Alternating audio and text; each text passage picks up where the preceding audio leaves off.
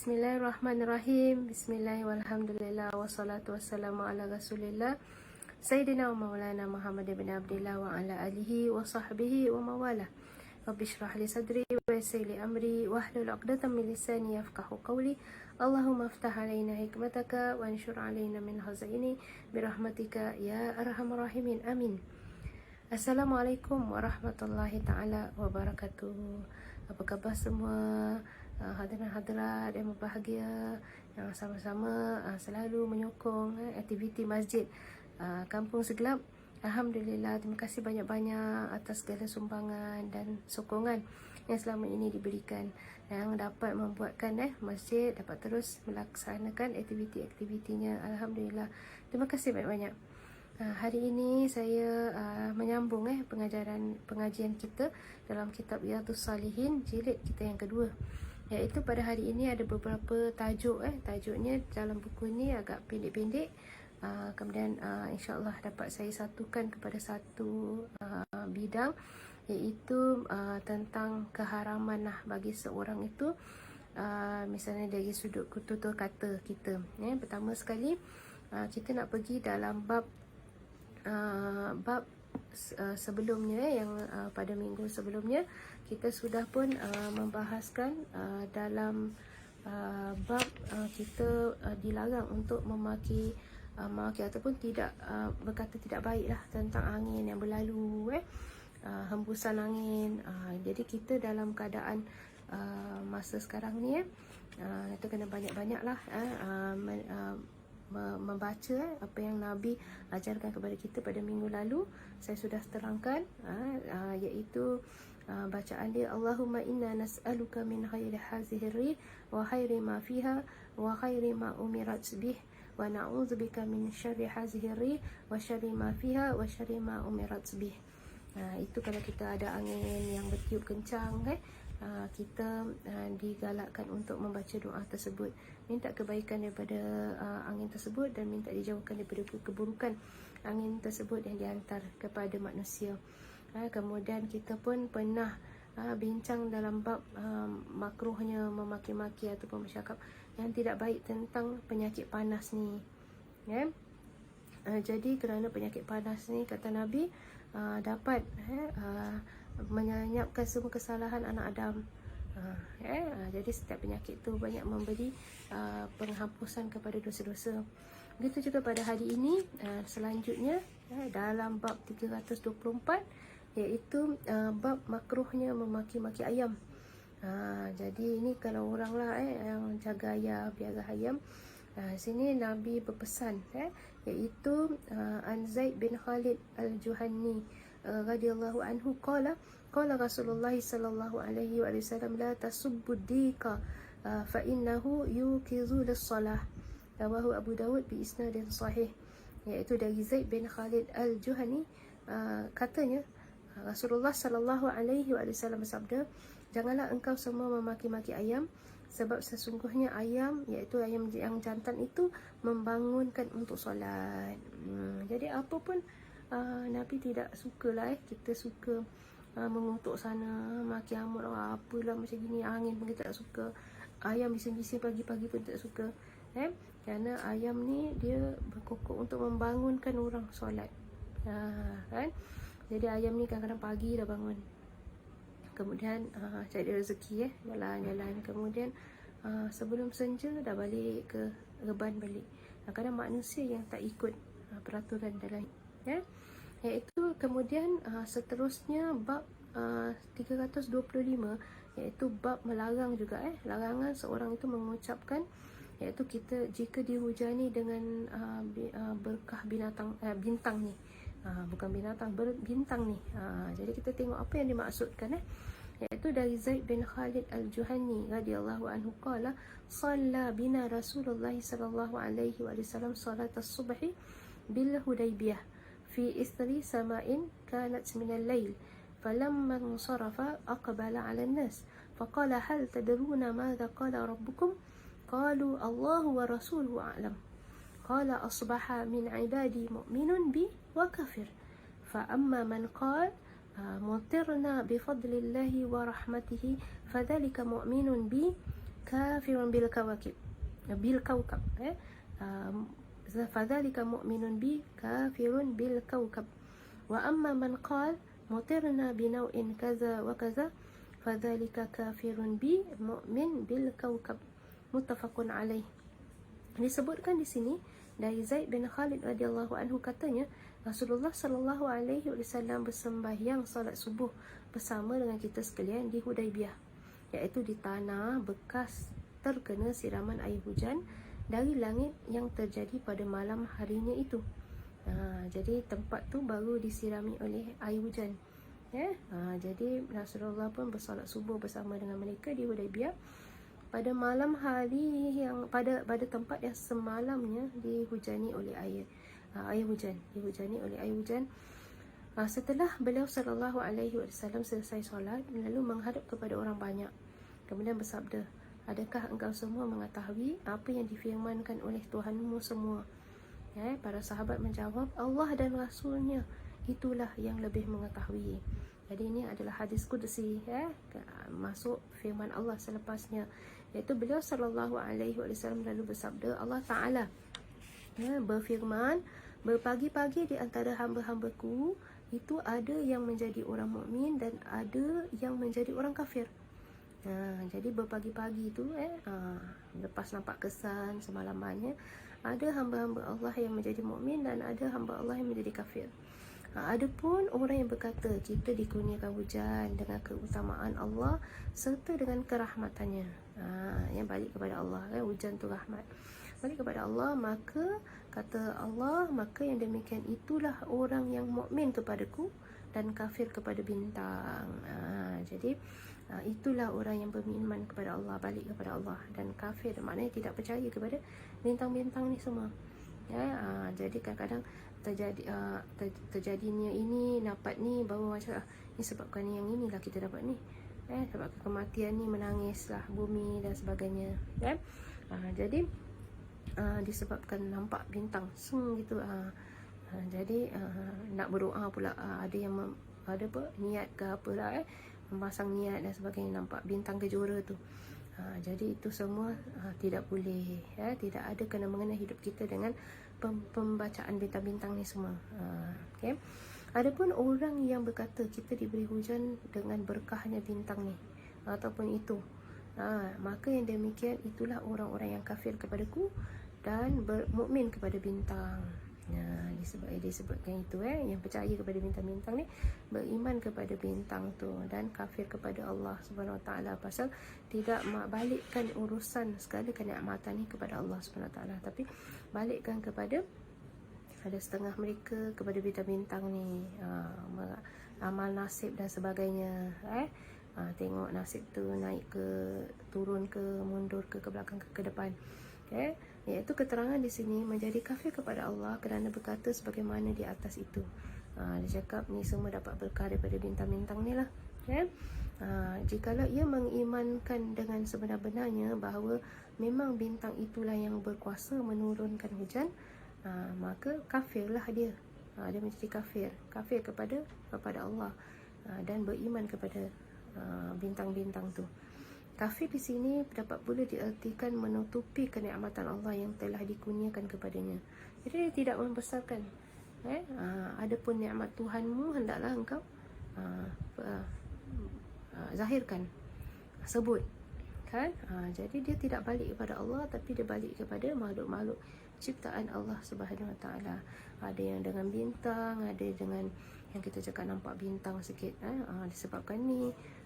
Kan ini semua adalah makhluk Allah Subhanahu Wa Taala. Jangan kita relate kepada kebaikan apa yang kita dapat ni kepada manusia ataupun makhluk-makhluk Allah. Kemudian dalam bab seterusnya, dalam bab 326, di sini disebutkan bab tahrim qaulihi li muslim ya kafir. Itu haramnya seorang mengatakan kepada sesama orang muslim, iaitu hai orang kafir.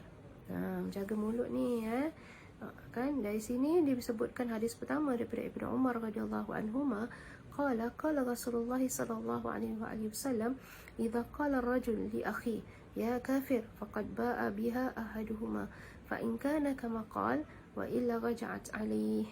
Muttafaqun alaih. Dari Ibnu Umar radhiyallahu anhuma katanya, Rasulullah sallallahu alaihi wasallam bersabda, apabila ada seorang berkata kepada saudaranya sesama muslim, hai orang kafir, maka salah seorang dari keduanya, yakni orang yang berkata ataupun yang dikatakan, kembali dengan membawa kekafiran itu.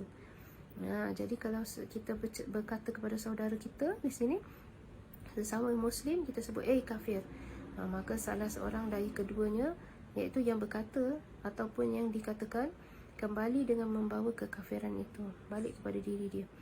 Jikalau yang dikatakan itu benar-benar sebagaimana orang itu mengucapkan, maka dalam orang itulah adanya kekafiran, kalau benar.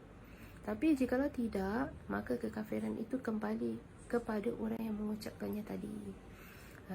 Jika dia mengatakan kepada saudaranya ya kafir, maka disebutkan sini yakni dia berkata, maka salah seorang dari keduanya itu, yakni yang berkata ataupun yang dikatakan, kembali dengan membawa kekafiran itu. Kalau betul apa yang dicakap itu kembali pada diri orang tersebut, jika yang dikatakan itu benar-benar sebagaimana orang itu mengucapkan, maka dalam orang itulah adanya kekafiran. Memang ada dalam diri orang tu kan. Tapi jikalau tidak, kalau tak ada, maknanya dia tak ada kekafiran pada diri orang tu, maka akan kembali kepada orang yang mengucapkan tadi, balik pada dia. Dia cakap kafir, kalau memang ada orang tersebut, balik pada dia orang tu. Tapi kalau tidak ada kekafiran pada diri orang tu, akan balik kepada dirinya, orang yang mengucapkan tadi. Jadi itu hati-hati siapa yang mengucapkan pada saudara yang sama muslim, iaitu word hai orang kafir. Ni selalulah banyak orang yang tidak menjaga patah larang mulut ni. Misalnya kadang-kadang orang yang tak solat, ada satu hadis yang mengatakan boleh kafir orang yang tidak solat tu. Jadi kadang dia nampak orang tak solat, kafir dia sebut. Jadi kita tak mengamalkan ucapan sedemikian kerana nanti menutup pintu-pintu untuk orang nak balik kepada pakar jalan. Jadi kita tak tahu stigma seperti itu, kerana banyak juga orang yang dalam keadaan tersebut balik ke pakar jalan. Yang kita nak buka ruang yang lebih banyak, tidak melabel-labelkan orang. Jadi jikalau yang dikatakan itu benar bagaimana yang diucapkan, maka orang itulah ada padanya kekafiran. Kalau tidak, akan balik kepada orang yang mengatakan. Jadi kena hati-hati kita meletakkan satu label kepada orang lain atas amalan yang kita nampak ataupun perkara yang dia tak buat, maka kita sebenar-benarnya meletakkan seperti itu, label seperti itu, yang bila kita jauhkan orang lain lagi daripada taubat ataupun mendekatkan diri pada agama. Bab ni, an Abi Dzar radhiyallahu anhu annahu sallallahu alaihi wasallam yaqul man da'a rajulan bil kufri aw qala adu Allah wa laysa kadhalik illa khara alaihi.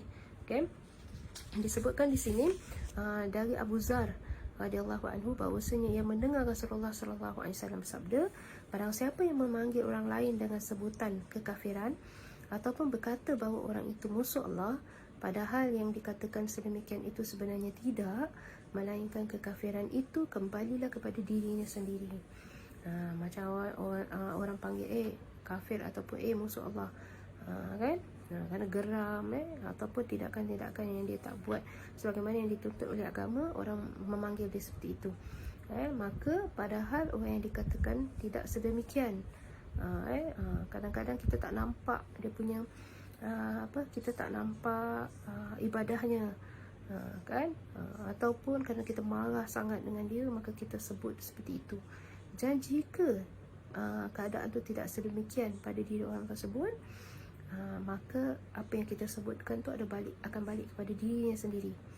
Apa yang kita sebut kepada orang tu akan balik pada diri kita sendiri. Sebabkan itu jangan kita memanggil-manggil orang dengan perkataan yang demikian.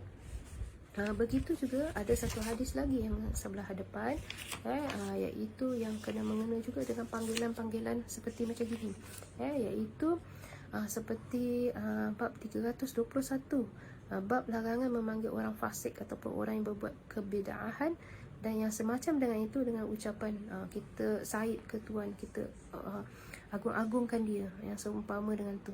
Iaitu Rasulullah bersabda dari Buraidah radhiyallahu anhu qala Rasulullah sallallahu alaihi wasallam, la taqulu lil munafiq sayyid fa innahu in yaku sayyidan faqad askhattum rabbukum azza wa jalla, rawahu Abu Daud bi isnadin sahih. Dari Buraidah radhiyallahu anhu katanya, Rasulullah sallallahu alaihi wasallam bersabda, janganlah engkau semua mengucapkan sayyid ataupun tuan untuk seorang yang munafik. Tak payah sebut apa-apalah, sampaikan nama aja. Sebab sesungguhnya saja jikalau orang itu benar-benar menjadi tuan, artinya tinggi martabat dia di atas orang-orang lain, yakni menjadi pemimpin, maka engkau semua benar-benar telah membuat kemurkaan Tuhanmu sekalian azza wa jalla. Jadi kita apa pun kena pada orangnya, kena pada tempatnya, tak ada pembohongan, cakap yang benar, walaupun kata orang pahit, tapi meletakkan stigma ataupun panggilan-panggilan yang misalnya dia seorang yang munafik, kemudian kita sebut, kita agung-agungkan dia, sampaikan dia jadi ketua pada tempat kita, dan jadi kita jadi lebih susah. Doa terkabul, doa terkabul, maka akan menjadi kemurkaan Allah azza wa jalla, kerana kita yang mengangkat mereka-mereka ini sebagai ketua pada kita. Misalnya perkara-perkara macam ini lebih kuranglah dengan yang hadis yang tadi, orang baik pula kita sebut kafir, orang tak baik pula kita sebut baik, jadi mendoakan kebaikan untuk mendapat hidayah, agar dia bertaubat, itu satu tanggungjawab juga. Nabi tak pernah pula mendoakan tidak baik kepada orang lain, jadi kalau memang kita tahu banyak salah dia dan silapnya, tak usahlah kita misalnya mengagung-agungkan, doakan dia supaya dia tu berubah, supaya dia tu bertaubat sebelum masanya, dapat realize dia punya mistake. Kemudian bagi orang yang misalnya sama Islam, kita tahu dia ada kekurangan, ada kelebihan, jangan kita tahu stigma kafir, musuh Allah Subhanahu Wa Taala. Pasal kita dah jadi musuh dia pun jadi musuh Allah Subhanahu Wa Taala. Tak mau macam itu. Kita akan banyak menolak orang daripada mendapat hidayah ataupun dekat kepada Islam. Jadi dia cakap, kita baru buat macam gini dah ada stigma macam-macam, lontaran kritikan yang macam-macam. Macam mana nak balik kepada agama? Kerana orang yang mengamalkan agama pun nampak macam tidak dapat menjaga mulutnya daripada berkata-kata yang tidak baik kepada orang lain. Nabi tidak pula mengatakan stigma kepada orang munafik panggil munafik lah, orang kafir panggil kafir lah. Nabi diamkan saja keadaan mereka seperti itu. Dan sentiasalah Nabi mendoakan pada bangsa yang semasa dia bersama-sama untuk sentiasa mendapat hidayah dan bertaubat kepada Allah Subhanahu Wa Taala, terbuka hati mereka untuk menerima Islam sentiasa. Itu adalah ajaran Nabi kita Muhammad sallallahu alaihi wasallam. Jadi kita pun mengambil kesimpulan jugalah, apa kata-kata kita adalah satu doa. Kita nak kena hati-hati dengan apa yang selalu kita cakap, dan saya mengingatkan diri saya dan juga semua, hati-hatilah dengan apa yang kita cakap, baik yang kita nampak buruk ataupun yang kita nampak baik, kerana hakikatnya Allah saja yang tahu. Dan kita mendoakan supaya kita ni true lah, to ourselves, kita true color, tak mau bermuka-muka di depan manusia, di belakang manusia kita lain, di depan manusia kita lain, kerana Allah Subhanahu Wa Taala nampak apa saja yang kita lakukan. Wallahu a'lam bishawab. Saya berhenti sampai di sini. Mudah-mudahan perkongsian beberapa hadis ni dapat membuka minda kita untuk kita sama-sama menjaga pantang larang kita dari segi mulut kita, supaya kita ni banyak mendoakan kebaikan, menolak segala kemungkaran, menolak daripada segala kekejian dari segi mulut kita dan lontaran kata-kata. Saya akhiri, astaghfirullahalazim, astaghfirullahalazim, astaghfirullahalazim. Subhanakallahumma wa bihamdika asyhadu an la ilaha illa anta astaghfiruka wa atubu ilaik. Bismillahirrahmanirrahim. Wal 'asri innal insana lafi khusr illa alladhina amanu wa 'amilus solihati wa tawasaw bil haqqi wa tawasaw bis sabr. Wa sallallahu ala sayyidina Muhammad wa ala alihi wa sahbihi wa sallam. Walhamdulillahirabbil alamin. Terima kasih atas segala bantuan dan sokongan yang diberikan. Assalamualaikum warahmatullahi wabarakatuh.